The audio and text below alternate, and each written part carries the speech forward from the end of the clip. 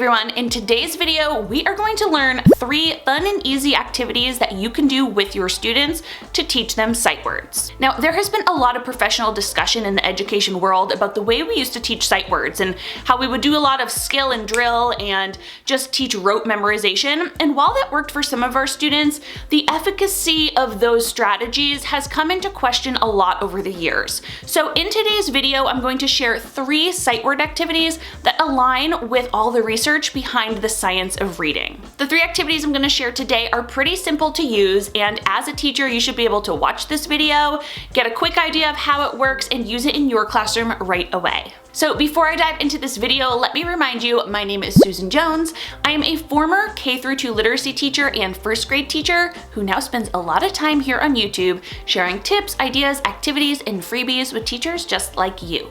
I go ahead and upload a video every Thursday and every Sunday morning, so while you are here, be sure to subscribe to my channel, click that bell, and give this video a like. Now let's dive in. Before I share activity number 1, I want to talk real quick about sight words. Now, for the longest time, myself included, teachers thought that sight words were, high frequency words that we needed to know in a snap. And without even thinking much about it, I just naturally assumed, because of things I've heard before, that most of our sight words have different sounds. Like, you can't sound them out, so you just have to memorize and know them in a snap.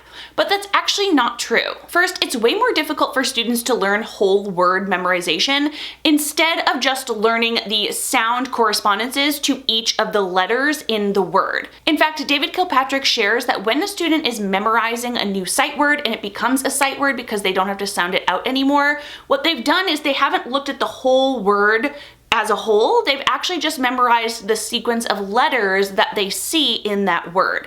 And that has kind of registered to them as knowing what the word is. So when we say sight word in this video, we can definitely talk about those high frequency words that we know from Dolch and Fry, but here, any word that you know by sight is actually a sight word.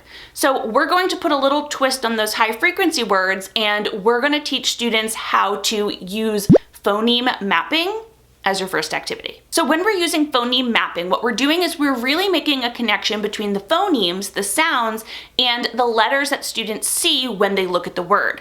Now, like I mentioned earlier, I had this kind of old school thought that, high frequency words, you couldn't sound them out. That's why students needed to memorize them as a whole word. But like I said, that's not actually true. Let's just take a quick look at some of the Dolch words, and here are some regularly spelled sight words. We have the word think, when, how, just, and with. Now, as you can see, some of these have digraphs, they have some consonant blends, they have some diphthongs, but all of these patterns are things that we actually teach to our students throughout the year. So with these regularly spelled words, we are just going to actually teach students to read them and memorize them and write them the same way we would with any regular word. So here's a little example of how I would teach these regularly spelled high frequency words to my students, so that way they become sight words. Okay, so when we are phoneme mapping a new sight word, you will show students the word and you'll have them say it out loud. So think. Then you want students to segment the phonemes they hear within the word. So we have th, I, n, k. Okay, they'll know it's 4 different phonemes that they're hearing. Now they need to figure out which graphemes are making those phonemes. And again, you are doing this with the student so they can see you do this. So think, we have th is the TH together, I is that I, N and K, th, I, N, K, think. Here's another one we would do it with the word with. So I would tell students, this is the word with. We might see this a lot. Now, students might be able to just go ahead and sound this out if they came across it, just like think, but we can still go ahead, and if we're introducing these new high frequency words or you're following a list, you can still have them do this activity. So with, let's find the phonemes w, I, th.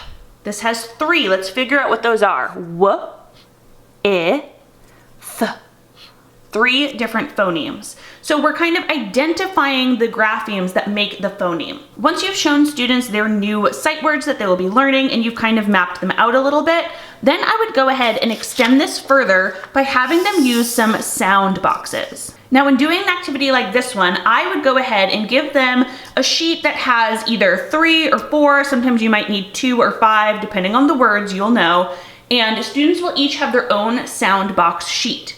You will go ahead and say, okay, we're going to do the word think, and students will have to first figure out which sound box they need, so think, th, k.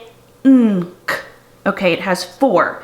Then I go ahead and have them use Play-Doh to fill in each of the boxes.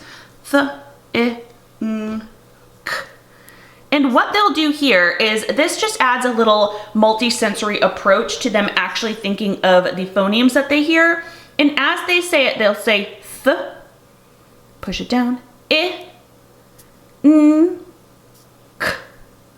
And then they can go ahead and do that one more time and actually write the graphemes that match each phoneme. So th, T, H, I, n, k, think. Not only does this activity give them this sensory approach, but it also lets them see how the graphemes are separated based on the phoneme that they represent. And of course, if you don't want to use Play-Doh, you could just use counters and have them move it up. You could use little cubes, bears, anything for students to physically put their hands on to give them a little hands-on practice with these words. So now you might be wondering, that sounds great, Susan, but what about those words like said or some, those words that are irregularly spelled? Well, we can still use phoneme mapping, and I'm going to show you how to do just that. Okay, now for those words that are irregular, like the word said, we're going to go ahead and write that out and introduce it to our students. Now, in the past, this would definitely be a word that I would have said, guys, you can't sound this out, so you're just going to have to look at it and memorize it. But now that we know the science behind the fact that students can learn quicker if they're just thinking about the individual phonemes in the word, when I look at this, there's definitely 2 phonemes that they will know. So go ahead and introduce the word said, just like we did with think and with. They'll say it aloud, said, and they'll still go ahead and segment the phonemes. So I hear s, e, d. 3 different phonemes. Let's see what they are. We know s, e. I hear e, and that usually sounds like e, but I don't see any e here. So what about this last one? S, e, d. Here's d. So AI here must make that middle eh sound in the word said. So here students don't need to actually memorize the entire portion of this word. Instead, they only have to remember this irregular spelling here of eh. So you can do a heart here. This is called heart word strategy. And I did not make this up. I will link the really great reading article I found about this. But here when students see this, and they'll really physically draw a little heart here, they know, oh, wait a second. This is a funky spelling. It's an irregular spelling. S-E-D.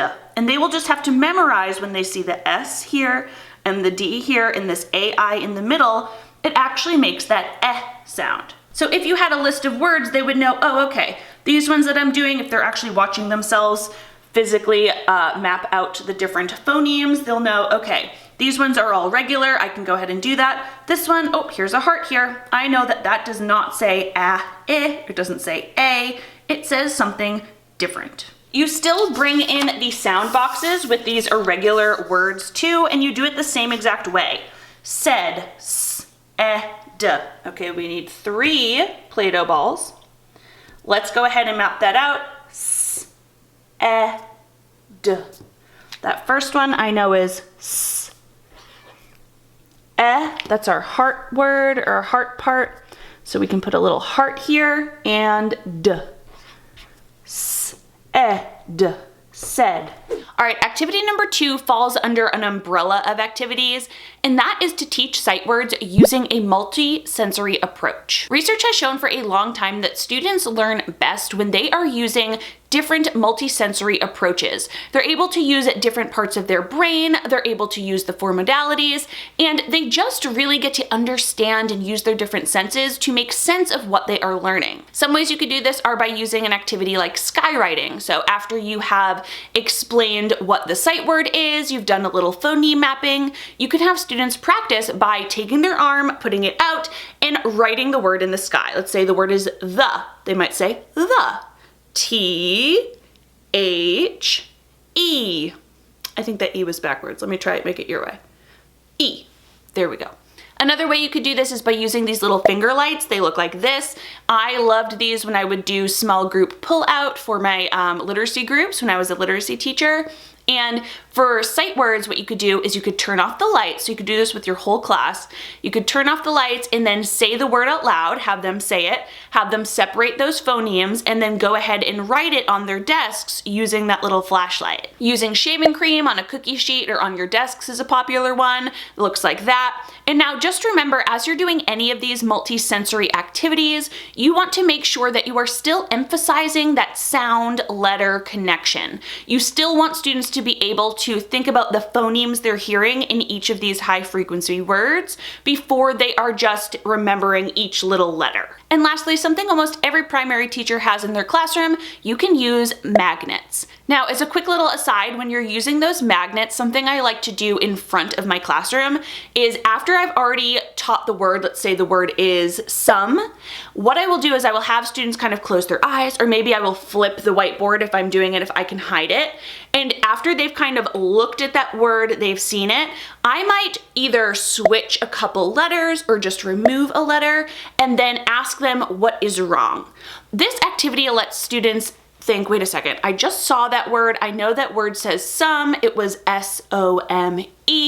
Now she switched the E and the M, and they're able to kind of make a lot of sense about the letters and the sounds that they're hearing when they're looking at that, and they can share with you what was wrong in that sight word. Naturally, I would only do that activity to further their progression in learning that sight word. For instance, I wouldn't just throw up S-O-E-M and be like, this word does not say some, something's wrong here. You want to actually teach them how to, use phoneme mapping to figure that word out first, maybe have them try a few other modalities in terms of making that word, and then you can challenge them with mixing it up or removing a letter. And one more multisensory approach would be to use a song, a popular tune like B-I-N-G-O or like Farmer in the Dell, and teach students how to spell that word to go along to that tune. That is, again, not the way I would originally teach the word, but it's just another approach to help strengthen that understanding and, again, just add to the multisensory approach of that word. All right, activity number 3. All right, sight word activity number 3 is to have students compare, sort, and match different sight words by sound. Now, to have students learn how to do this, I would definitely start off whole group by having students just compare the different sounds they see in the sight words. An example might look like this. Okay, so here we're gonna have students go ahead and compare the sounds in each word. And when I'm teaching them this, I just picked 6 words here from the Dolch first grade sight word list. So even if you have to teach words from a list, you can go ahead and do that with these. Now, here are 6 of them, and I found some words that have beginning sounds that match. I found words that have ending sounds that match and that have middle sounds that match as well. So after we've gone ahead and learned these words each week, maybe we've done some of our other activities already, I'm going to have students compare and contrast these words. So I will ask them to look at the different phonemes in the words and think about which ones match. So him, Are there any other words on here that have the same beginning sound? And him and had. We could look at the middle sound. Here's another one, v, and I would absolutely have them go ahead and say that out loud so they know it's v, not live in this case. We also have over here, think. So here those two could match. And let's see if any have the same ending sound. We have and We have this M again. So we have from and him that also match. Over here we also have let and live with that same beginning sound.